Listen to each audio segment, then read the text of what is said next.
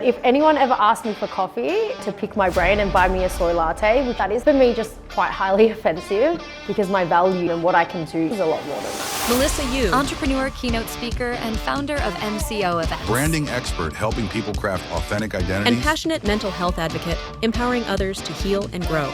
What is a personal brand? Personal brand is just reputation. The more that you can build your personal brand, the more people trust you, they're going to buy from you. Does the personal brand also translate into better job opportunities? So over 75% of recruiters are looking on LinkedIn. As soon as you get a job application, they're searching because social profiles is social proof. You talked about your partner, Angus McIntosh. What prompted you to blog about this publicly? Because Angus McIntosh is not a statistic. He was a real person, someone that I loved for 6 years.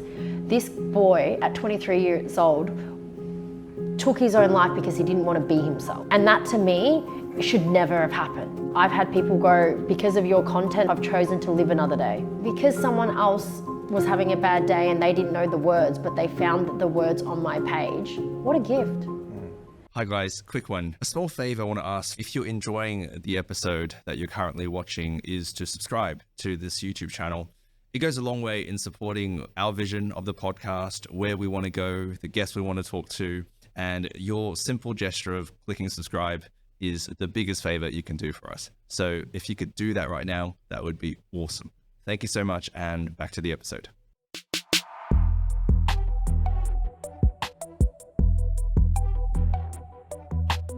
Mel, what is your professional mission? Well, my personal mission is to leave people in a better place when I found them. So in terms of my professional mission, I think it's a extension of that, which is creating spaces for people to feel safe and for people to walk away feeling better than when they weren't in one of my spaces. So how do you do that? What's the medium? What is the space? Is it like a... Events.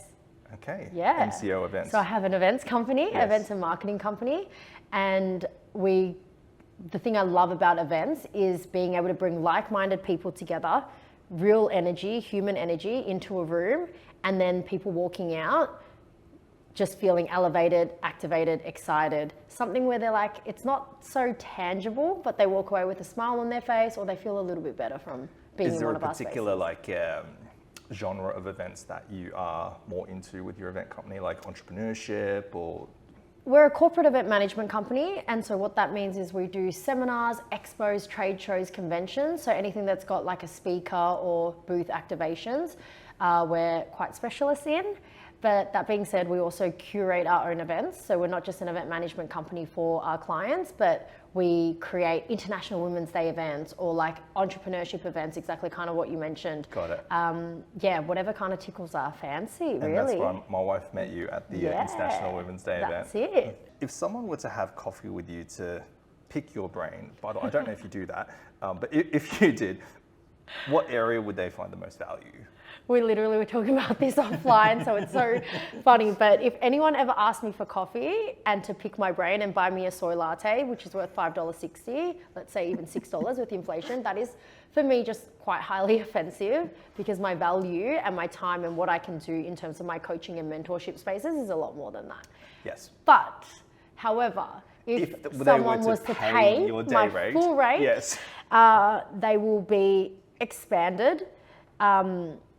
And I have a tendency to believe in people more than they even believe in themselves. And I think we all have our blind spots. So when someone catches up with me, my level of energy and my excitement and my presence towards their goals and their vision is, yeah, it's something unique that I know is my zone of genius. And I can pull apart a business and look at a business and be able to roadmap another pathway where they might not have seen. In terms of your business coaching, you said you believe in some people more than they believe in themselves. Yeah. I resonate with that a lot because in the past, there've been a lot of cases where I feel like as a business coach myself, I believe in someone else more than they believe in themselves.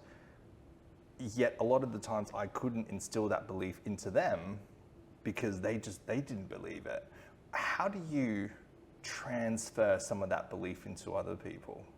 I think a lot of our things can be borrowed belief systems before they actually believe in it, because that's how mentorship and coaching's worked for me. I get coached as well myself. I have certain limiting beliefs and roadblocks that I need to work through that I can't do on my own. And having my coach soundboard with me, and he has like 110% conviction in who I am. And as humans, sometimes we've got our natural self-doubt and insecurities and shadow work and inner child stuff that we need to do. And we need to lean in on someone that believes in us more than we do. And then for him activating me, and I borrow his belief system, I then am able to activate my clients, and like they borrow my belief system. So when a client for me comes in and they're riddled with fear, it's our job to kind of be able to hold the mirror and also poke at different doors or avenues to see where that fear lies and what's actually underneath that. That's what we do as coaches, right? Yes. And we challenge them, but really we empower our clients to come up with the resolution or the understanding or the discovery themselves. We're just there to hold that space. And that space, kind of what you talked about in terms of my professional mission, that's the space that's so sacred. Yeah. It's such a privilege to work with clients one-on-one or build their event that is part of their mission, whatever that looks like. If I can create that safety in a world that's so chaotic and so uncertain, I think we've done our part. Yeah. And what sort of coaching, business coaching, do people go to you for? What are the topics that you cover? So specifically, I think people come with questions around their branding because I'm a personal branding strategist. And yeah, but people come for one thing and we quickly unpack that everything is quite holistic. So I coach in a very holistic way, and that's from my psychology background. I was a former psychologist, and my level of human connection and emotional awareness and understanding has what's been such a unique strength to the way that I coach people. So people think, especially male clients, they'll come in wanting to hit certain revenue targets, or they want to streamline their business and have more profit naturally. Sounds like men. Right? Yeah. But which is great. But what I often find is that the roadblock might be in a family bucket, or the roadblock might be their health. And if we can get everything holistically high, then money comes as a byproduct of that. That's interesting. Did you ever want to be like a clinical psychologist? Yeah, I was. Okay. Yeah. So I was a clinical psych. Oh God, this is, thought I was always academic, always thought I would just be a psychologist, but life had different plans for me. The universe kind of put me in a different pathway, which is how I ended up in events. And so many people are shocked because I've never had an event degree, never had a marketing degree or a business degree. But yeah, I was on a trajectory to be a psychologist. At 23 years old, I lost my partner to suicide. That was a real fork in the road for me. Very traumatic experience that I've worked through and now advocate and speak very proudly in mental health sectors about. But that fork in the road ended up me being suspended from Psych for 6 months. And it was the best thing that ever happened to me because I was someone that wanted to just get back on the horse and be career driven. But my supervisors were like, you need to take 6 months off because you're working with people that are quite vulnerable and you're also quite vulnerable. And so you have to be able to have your cup filled first before you serve. It's your responsibility and duty of care that you have to be good before you serve someone else. And so they told me to take 6 months off. And I was like, okay, I guess I have to take 6 months off. And in that 6 months, this discovery of the event space is what came out. I started falling in love with I ended up working at the Tattoo Expos. That was my very first experience of running large scale events, and it's where I got my trade show and exhibition background from. But I had no business to be in any tattoo show. I was a psych. Yeah. But my late partner who had passed was heavily covered in tattoos, rock and roll, like a look, he was just a superstar. And in that, I think I just ended up working in a field where I wanted to keep him alive and explore this rite of passage and this creativity that he had that I didn't.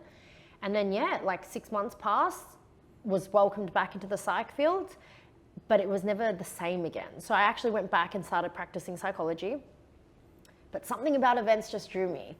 Something about events and creating community and creating those safe spaces became my passion and my purpose.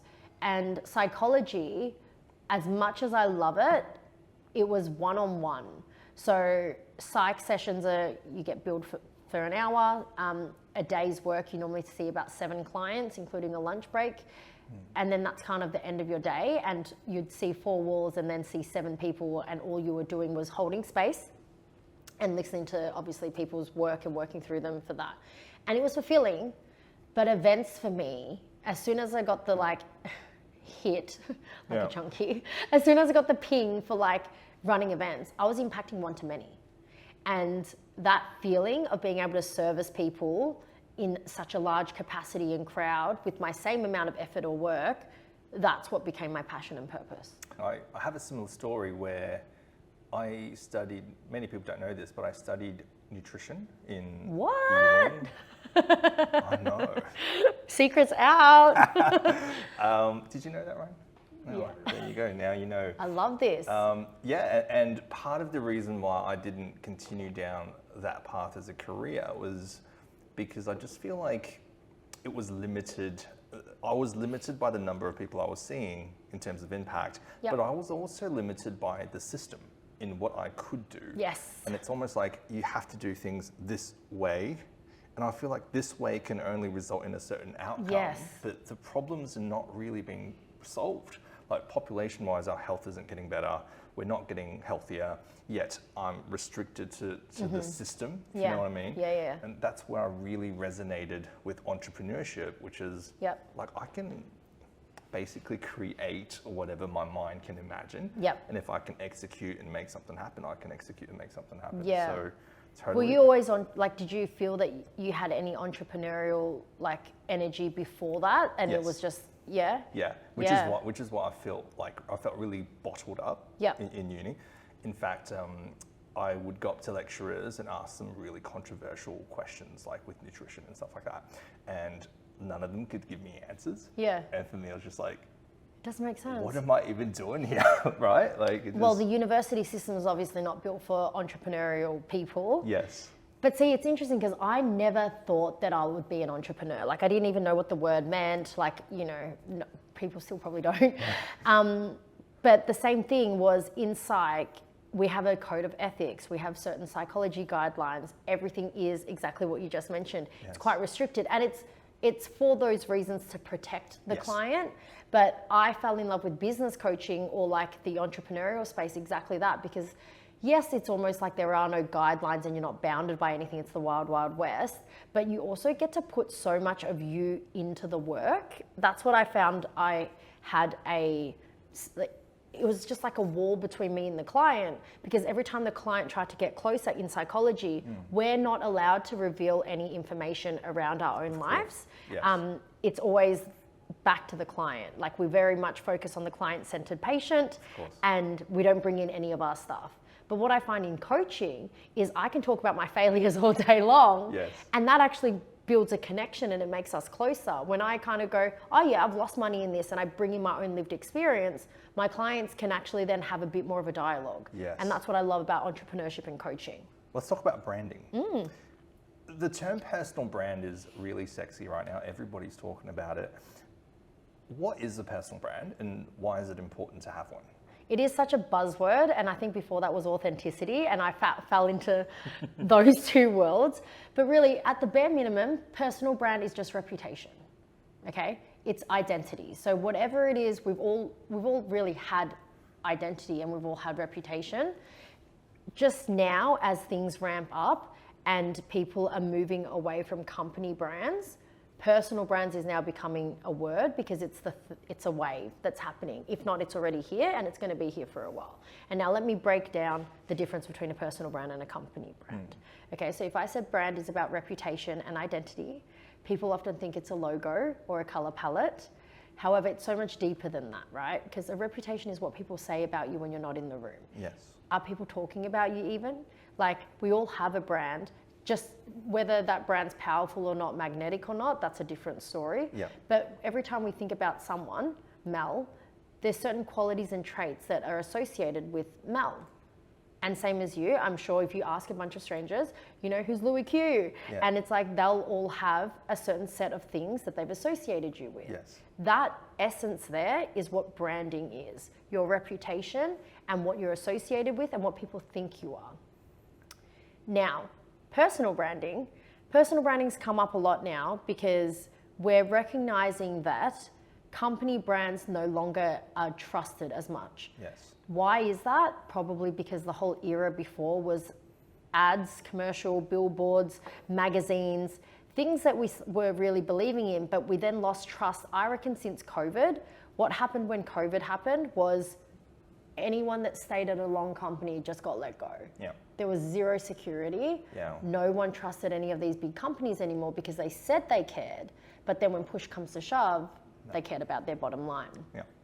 And after the COVID time, people really started signing up to believing in themselves a little bit more, starting up their own businesses. Like the rise of, at least the Australian data, there were that many ASIC companies that got started with a new ABN in small business. Yeah. And that goes to show that people were like, okay, well, if these big guys, these corporates aren't going to look after us, and the only thing that we've got is to look after ourselves. And so the rise of the personal brand started coming up because we started using social media as this free platform that then video, content, everything started being a bit more founder-led. As a society, we started caring a lot more about what's the founder story. You know, we don't really care so much about Virgin or Apple. We kind of became attached to Steve Jobs' values or Richard Branson's values or Jeff Bezos' values. We started caring about the founder's journey a bit more. And so what was happening was the trust was moving from company logos and brands to faces. And so when we see that change of where people are moving their trust towards, that also means where money is, because people buy from people they trust. Yeah. And so when we're talking about how do we build an established personal brand now, we're like, how do we get trust in our community or from our target market? The more that you can build your personal brand, the more people trust you, the more people see you, the more people understand you, they know what you're about, they're gonna buy from you. So That's so interesting. Recently, we're traveling to the US, like Yes. I said, and my wife is not Australian, so she needs to get a visa to get to the US. And one of the requirements was your social media profiles, right? Which I don't think we need as Australian citizens, but like they said you have to keep your social media profiles not on private, so we can actually suss you out. So I thought that was so interesting that you were talking about branding as a way of someone to get to know you. The US government is doing that to vet like whether you're legit or not and whether to let you into the borders, you know. Does the personal brand then also translate into better job opportunities, business opportunities and things like that? So over 75% of recruiters are looking on LinkedIn and searching your name. As soon as you get a job application, they're searching you. Let's be honest, anyone that's been an employer is looking at people's social profiles, because social profiles is social proof. Yeah. And we want to make sure that you're not a crazy psycho, Yes. or crazy cat lady, whatever it is. We're looking on your social pages to vet you out and to check you out. And so your online presence has to be congruent with who you are. It's our touch point. Yeah. It's making sure that you are who you say that you are. So like anything that is a digital asset. So LinkedIn, Facebook, Instagram, Twitter, TikTok, YouTube. We're looking at all of these things, and that's what builds your personal brand online presence. Right. So it's incredibly important. What if I'm someone who's a bit old school and I'm thinking, well, that's why they have job interviews. That's why I sit down. You're in not front even of all making of it to them. the job interview. At this competitive rate, when there is 400 applicants and 10 interview spots down to one person that's going to be successful, how are you going to stand out from the moment that you even submit that application, right? It's a dog-eat-dog world in that sense, and the person that might have the same skill set, the same everything on paper, but one person has an online profile that is stronger, more active, they look like they're relevant, they're sharing thought leadership, yeah, that person is likely to get an interview compared to someone that is anonymous, unsearchable, I've got no context for them. Who would you choose, right? Right. So then, is there any cases where my social branding or personal brand is detrimental to my job? Like if I, so perhaps my LinkedIn is like really nice and stuff, and then my Instagram is is party like, boy. Yeah, me getting drunk every night. Smashing like, festivals, 100%. Does that impact upon it? So absolutely, because we'll find anything. And especially with AI and technology, anything on the internet can be dug up and found. which is why there's so many reputation management companies, content removal companies, right? They're all coming out because the one little piece of information, and this is really true, people have gotten fired for things that have happened 15 years ago when they, like, because it might be them doing something not great in the bathrooms or something, or a partying piece of content. Yeah. It doesn't even matter that was 10, 15 years ago and an old version of you. If you're serious about your brand, if you're serious about your reputation, that needs to get audited and cleaned up. And that's kind of what our businesses we do. We do full brand audit hauls, make sure that everything is also congruent. Yeah. Like if you show up on LinkedIn and you're like, thanks to the team for the legal award, blah, blah, blah, blah, blah. And then on Instagram, you're literally the party girl with your, in like just wearing whatever that's not quite conservative. What does that actually say? It means that this person's kind of inconsistent. Yeah. And that then doesn't bring me trust. Interesting. A lot of people nowadays, Mel, are quite multifaceted. You are too, in fact. Does being multifaceted and today posting about this and tomorrow posting about that, does that confuse people from a personal branding point of view? I think so. I think you have to, we're all multifaceted, but what you want to portray online has to have some foundation of strategy. Okay. And so we like to look at things as a rule of 3 to 5 content pillars. And what we mean by content pillars is 3 to 5 themes or things that you like to talk about. Now, if lifestyle and fitness is really important to you, that can become part of it. And then it could be business, and then it might be family. But then if they're the things, we actually, and looking at the foundation and the reasoning of why you even want to build a personal brand in the first place, but why those themes are really important.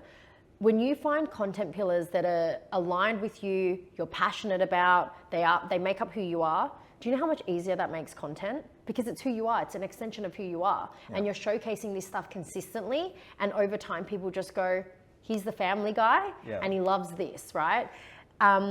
If you post too many things, what is the intention behind it? I find that people are so caught up in wanting to be multifaceted. You're absolutely allowed to be, but why do we have to post everything that's multifaceted? There's an intention still behind our social media profiles, our online presence. I have a cute little dog, her name's Nugget, and she's a toy cavoodle. You won't see her on my Instagram. I had no idea, yeah.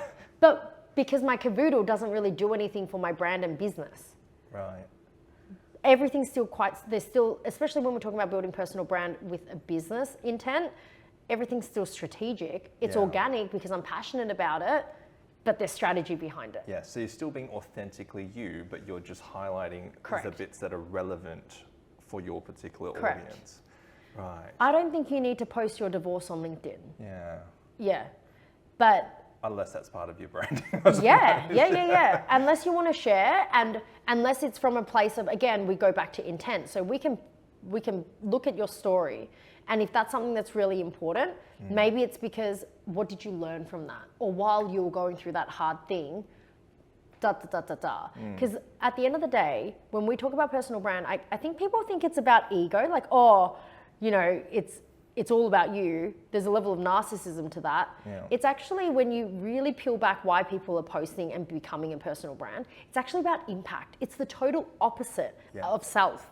It's how can we serve? How do we provide value? How do we educate people? How do I share my story that then empowers you or activates you or gives you a permission slip to live your story? Yeah. That's kind of why I post my content. So, okay, I have no personal brand, not me, but pretend, all right? Because I was like, yeah, you do. Yeah, I wouldn't be on here. Someone in Yes. the audience who doesn't have a personal Sure. brand at the moment, who is thinking, okay, guys, I'm convinced I'm going to build a personal brand. It's my reputation. I have 100 followers that are my friends and family on Instagram. I don't have a LinkedIn profile. That's it. I want to start. Where do I start? So first of all, when we talk about identity, why do we want to build a personal brand? That's really important. So, Okay. Let's go. In this particular case, I want to look for a new job. So I want to be a bit more hireable. And I also want to launch my side business, baking cupcakes, for Right. example. Yeah. and so the first thing is that social media is the easiest access because social media is free. It is free. And Google favors all of these social media channels really, really well. So creating a LinkedIn because you want to build a career or like you want to be more hireable, LinkedIn is that platform for B2B and for recruitment. So starting there, build a pretty basic profile that you can basically position yourself as an authority or someone that is hireable. Now, I don't know what that means. Okay, have a look at someone that you aspire or you think is hireable and have a look at their profile, right? Imitation is the biggest form of flattery, but also don't reinvent the wheel. There are people out there already doing it. So I would look at like who inspires me or who are my heroes, have a look at their type of content, how are they positioning themselves, and build a foundation of that. Instagram's perfect for a cupcake business because people love to search pretty pictures, pretty videos. Even TikTok would do really well as a cake business. So you could put founder of or CEO and then tagging a business page already makes you a level above a lot of other people. Because if you're a business owner and you put business owner, it's very clear what you are. And so we want to make it really easy for people to identify what it is that we do.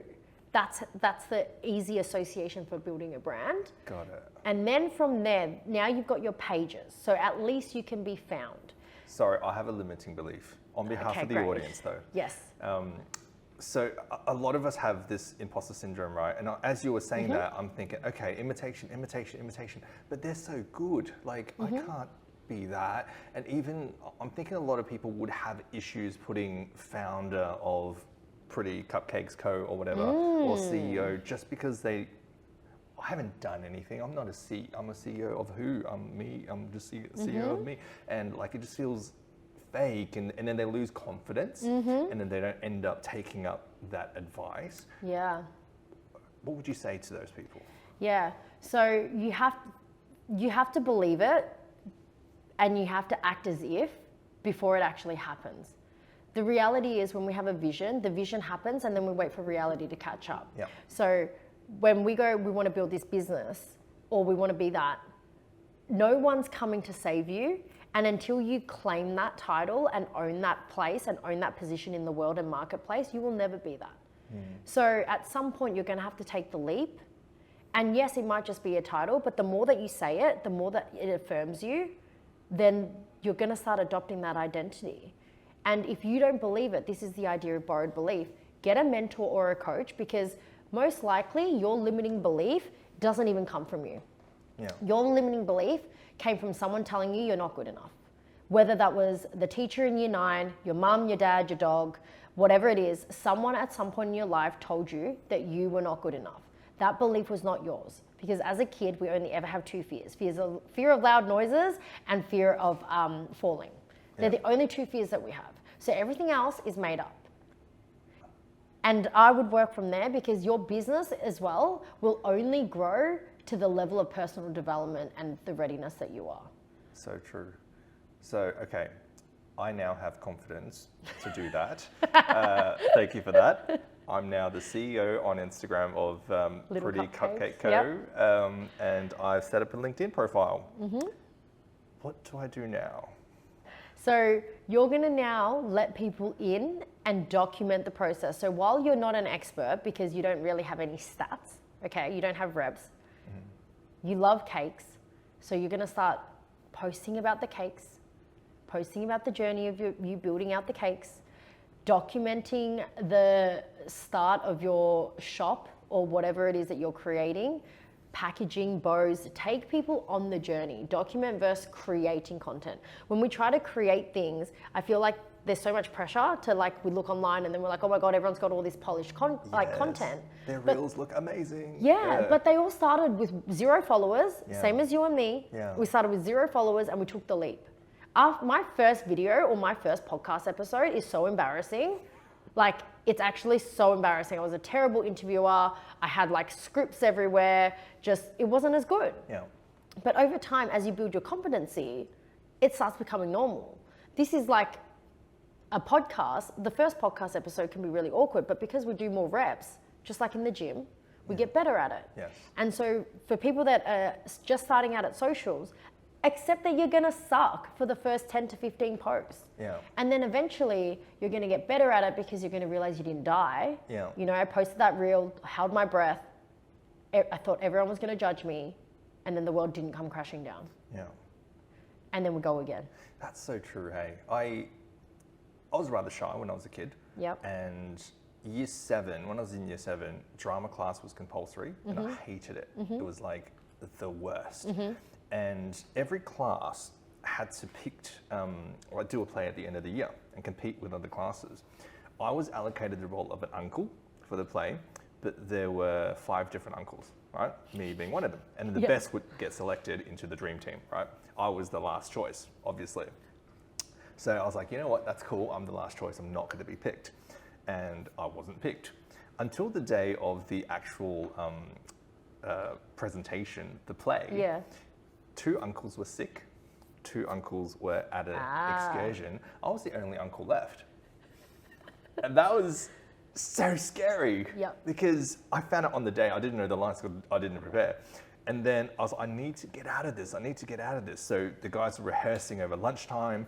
I went and bought like the dirtiest looking food in the canteen, which at the time was a hot dog. And I ate it in front of everybody. And then I pretended to be sick. I was like, guys, I don't feel too well. I can't do this. They're like, shut up, get on with it. We need you. Because the uncle was also one of the main characters. So yeah, it was end of the day. It was time for the performance. And I had no choice. Like I was literally forced to do it. I went up, did it, completely stuffed it up because I wasn't prepared.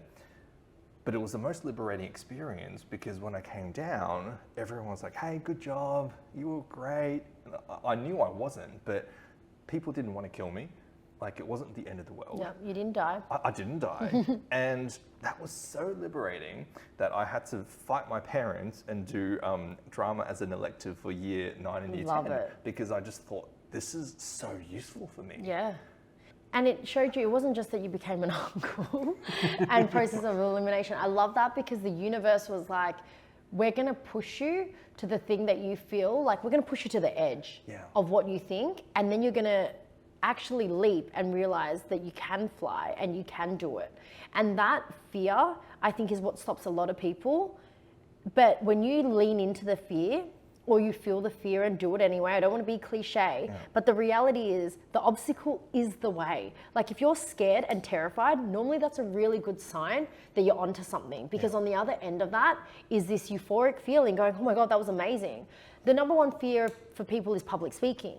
But yet a lot of people make so much impact, service, community, income even through finding their voice in public speaking on the other side of it. But we're not always confident speakers.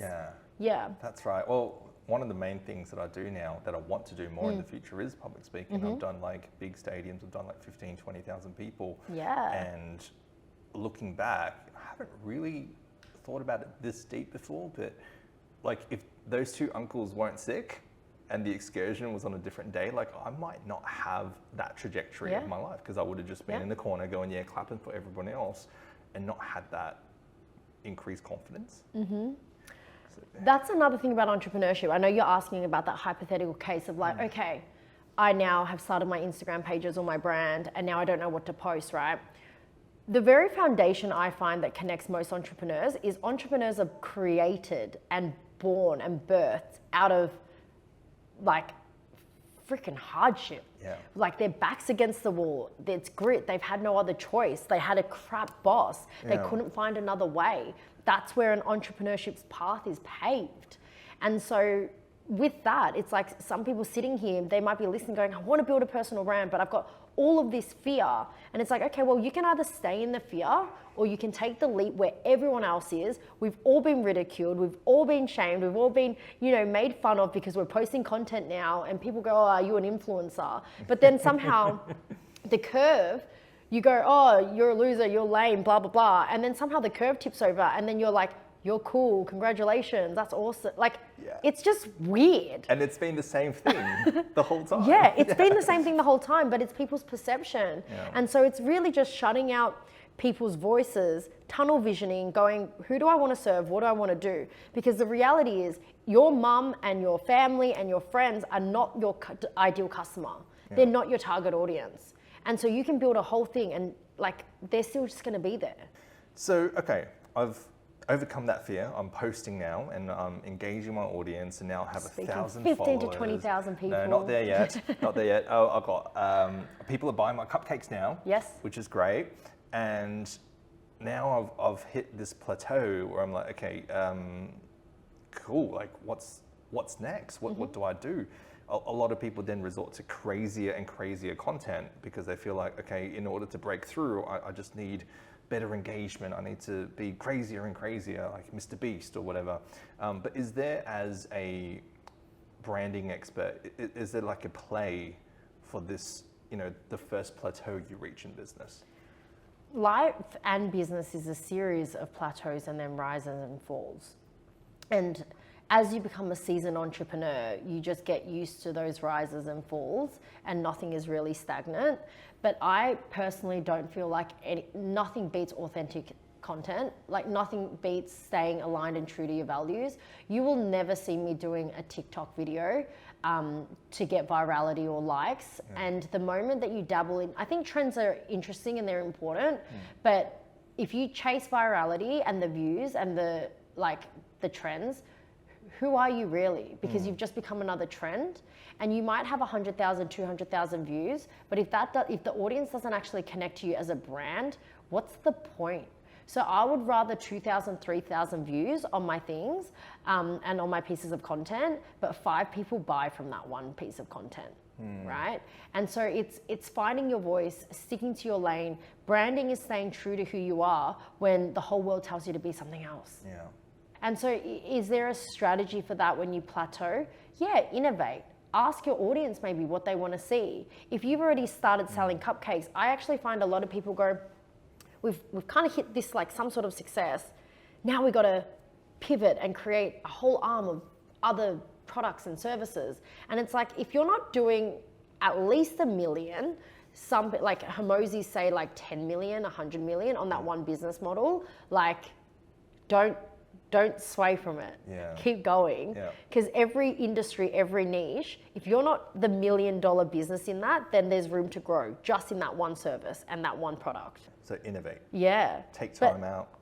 Talk to a coach, I guess. Yeah. Yeah. And ask your customer. Market research and listening to the data, I think, is really important, because they'll tell you what the next flavor is. That's true. They'll tell you what they like.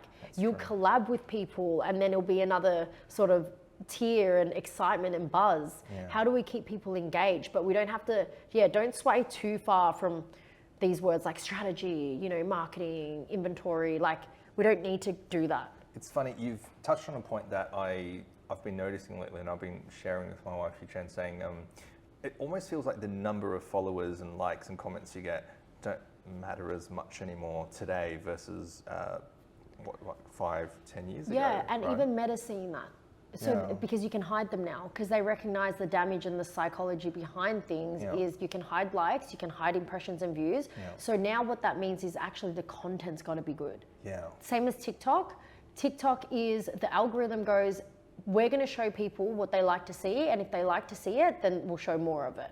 But you can go on a viral piece, like a viral content or whatever, and then look at the account, and it's got 1,000 followers. Because it doesn't really matter. So that means that the playing field's evened out, but it also means you got to get better at the content game. So you can start today.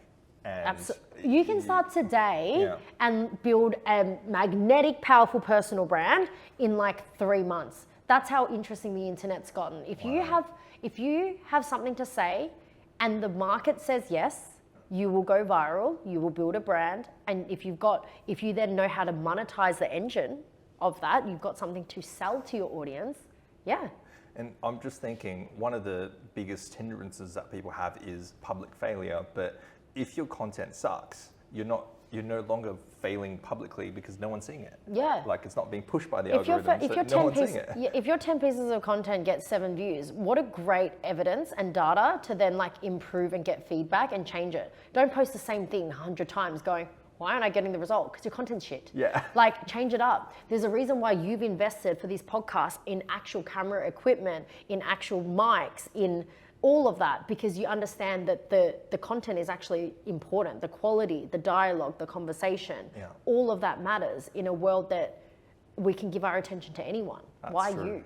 And you started content creation because of the mental health Yes. advocacy. Yep. You talked about your partner earlier, Angus Yes. McIntosh was his name. Yes. If I were a fly on the wall during Mm-hmm. that period of time, what would I have seen you go through? So my personal brand was built before it was called personal brand, and all it was me vulnerably sharing and documenting my process. And so I started documenting since 2012, so it's been over a decade. So again, for anyone that wants to compare or have comparison theory, I say look at my social media. I've done 3,000 reps. Wow. I've posted 3,000 times. Yeah. That's nearly every day for the last decade. Wow. And that's where I get my lived experience from. But as a fly on the wall, when Angus died by suicide, it was 2014, and it was a time where suicide was not really a thing, at least not close to our community and our social circle, let alone someone being really open and transparent, talking about losing their partner to it and grieving. And so my following started increasing because people started coming on my page to check in on me. But I was using it almost like a blog, like a Dear Diary sort of process. And so what happened was I took my community on a journey. They celebrated me when I was happy. They cried with me when I had a bad day. And I was really vulnerable. I was hard on sleeve, but I was just documenting the process and the journey without any real intent of building a personal brand. But what that looked like was I started getting a lot of speaking gigs. That was like the first time people were booking me. Why did you do that? Like, what prompted you to go, I'm really sad right now, I want to Yeah. blog about this publicly? Yeah, because Angus McIntosh is not a statistic. Yeah. Yeah, he was a real person, someone that I loved for 6 years, and it's incredibly important that I feel that people know that suicide is a community responsibility in terms of advocacy. This boy at 23 years old took his own life because he didn't want to be himself. And that to me should never have happened. And it should to this day not happen. People are dying because they hate themselves. Yeah. And so for me, to document and share that is one, I've had people go, because of your content and stuff, I've chosen to live another day. Wow. And so I feel if I wasn't someone's permission slip and I was able to articulate, I've been given the gift of being able to communicate. I can speak, I can write, I'm incredibly creative as well with my language. And because someone else was having a bad day and they didn't know the words, but they found the words on my page, what a gift. And what a shame for me to not share that and not have people continue to fight another day. That's really at the core of why I'm so convicted in this stuff, because my personal brand's so strong, but it's because my message and I know my North Star. When we talk about purpose and why, I'll continue to do this. And have I been shamed for it? I have. I've had people from old circles being like, you're being way too open, you know, you're being way too vulnerable about this sort of stuff. Keep it to yourself. Yeah, we but don't too need to open know. for what? Yeah. Oh, now we're in comparison. Because normally when people say you're too vulnerable, what that really is saying is this is too much for me because I wouldn't personally do that. Yeah. That's all it's saying. It actually has nothing to do with me. Yeah. Someone reacting to my content in a negative way actually has nothing to do with me. So they can continue to have their opinion, and I'm going to continue to walk through my life with my intent. And something we talk about when we coach our clients through personal brands is the last thing that we actually teach them is you want your first hater. Yeah. Yeah. We say that because when you get a hater, it means your content and what you stand for actually evoked an emotion in someone. Yeah. Because if you're vanilla and you're just neutral and, you know, Switzerland and have no real strong opinions, of course you'll never be really hated, but you'll also never really be loved. Like, it's all a duality and like a pendulum swinging the other way. So the more that you have things that people become super fans of you and really hero and love your brand, what's going to happen? We're a human society. Yeah. There's going to be people that are repelled by your content. Yeah. And you want that. I want to dig a little bit deeper into mental health because I think the advent of social media has been somewhat detrimental to people's mental health as well. There was a Royal Commission in the Victoria government that committed $6 billion over 10 years, starting in 2021, to fix the problem. Since 2021, when we have the benefit of a little bit of hindsight now, the results are mediocre, to say the best. I think death by suicide is still increasing. Mental health presentations in ED have risen 22% since 2014 to 2015, which was when Angus passed away. Depression diagnosis in the ages of 16 to 24 is almost at 40%, which is crazy. What a crazy statistic. Almost half. We have $6 billion to spend in the state over 10 years. Are we actually fixing the problem right now? Those stats are heavy.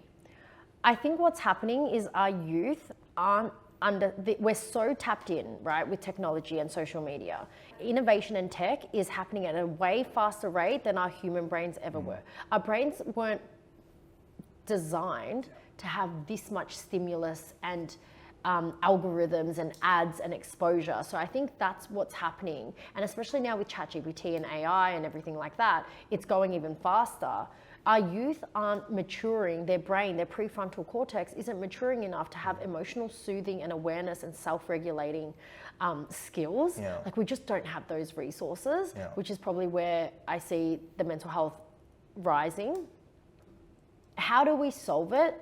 I think we solve it through real world conversations, because the stat of how many people go to a psychologist, like not that many, but when they do, how often do they go, or what's the most common amount of sessions? It's one. They go to one session and then they leave because they didn't build a connection with that professional.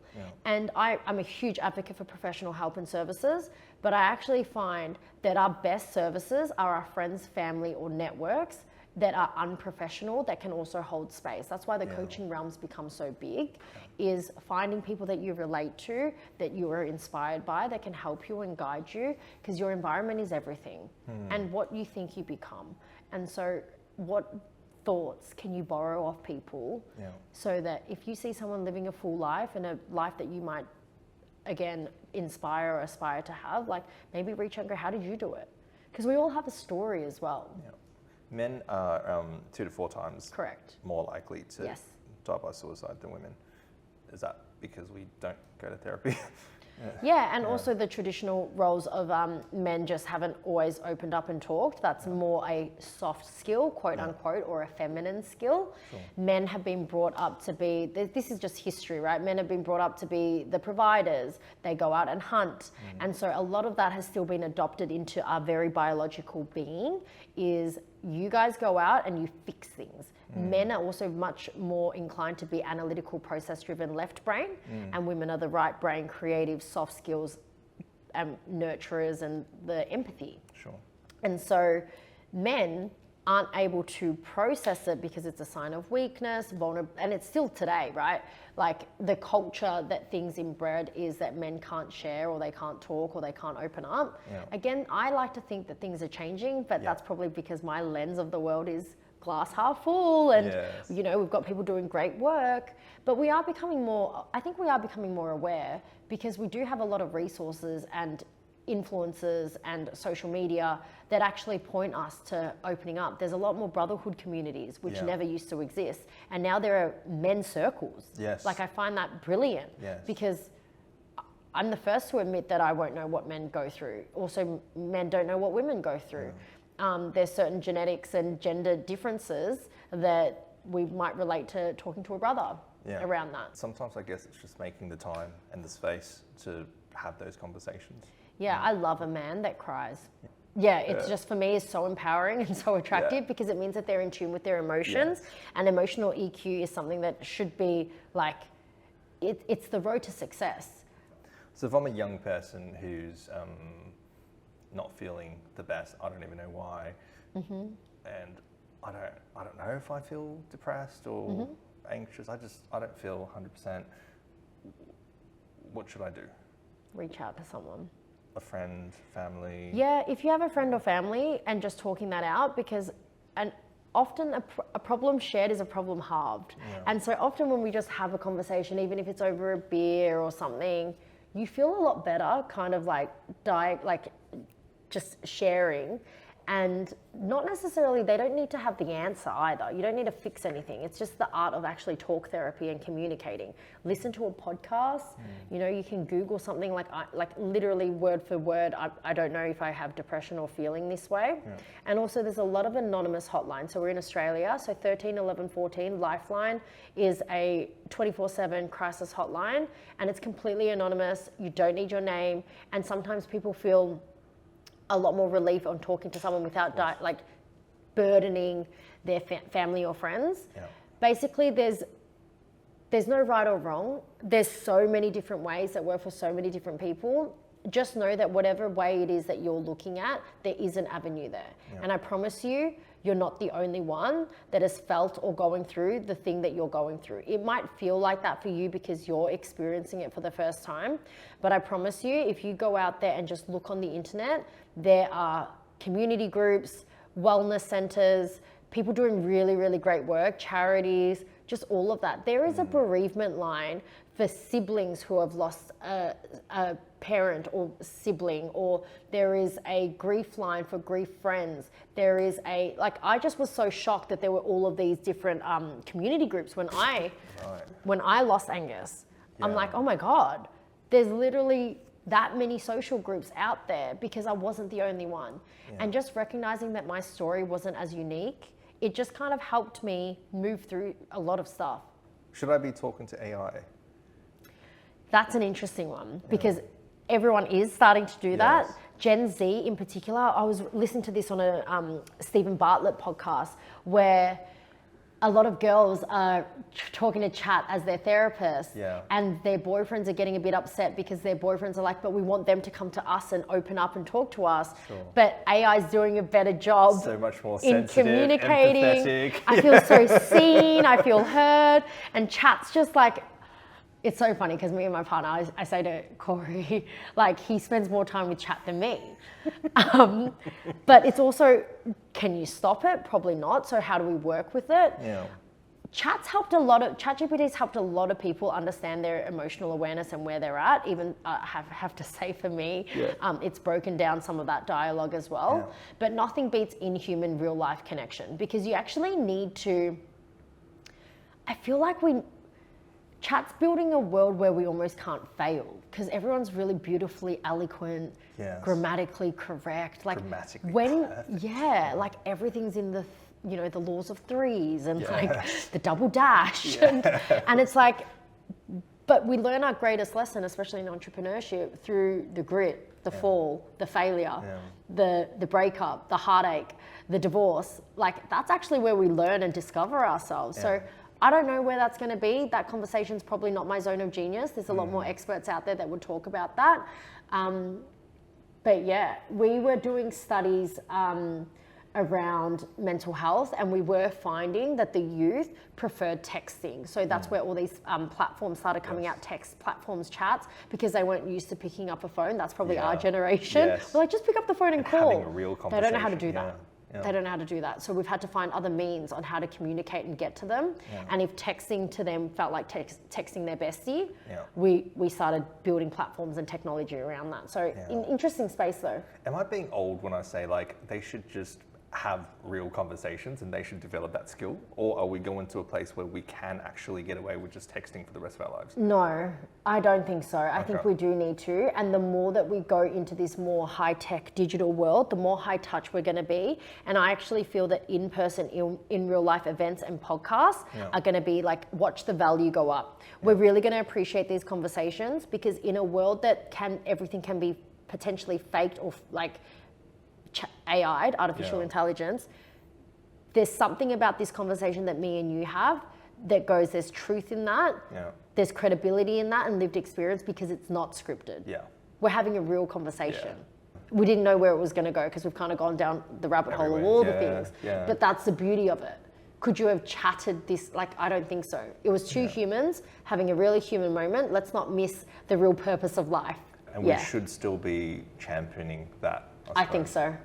Mel, a lot of my guests are very successful, yourself included, and with a lot of successful people, we seem to have it all together, at least on branding we? anyway. We don't. We absolutely don't. But branding wise, you know, what is something personal or professional that you're still struggling with, and how are you working on it? Everything. Like, I like to think that with my brand, because my brand's been authenticity, I've had a little bit of, again, it's just been me, right? From the 10 years ago, the good, the bad, the ugly, that's still very much me. Other people that are heroing it probably in a similar way to me, I would say, is like your Mel Robbins or Brene Brown, where we're showing you that vulnerability is courage. So I can't answer that in terms of a picture perfect brand, because I actually don't have that. And no one's perfect. But what am I really struggling with? Just every level that you get in business. I've been in business for 8 years. Every level requires a new skill set of something that you've never done before.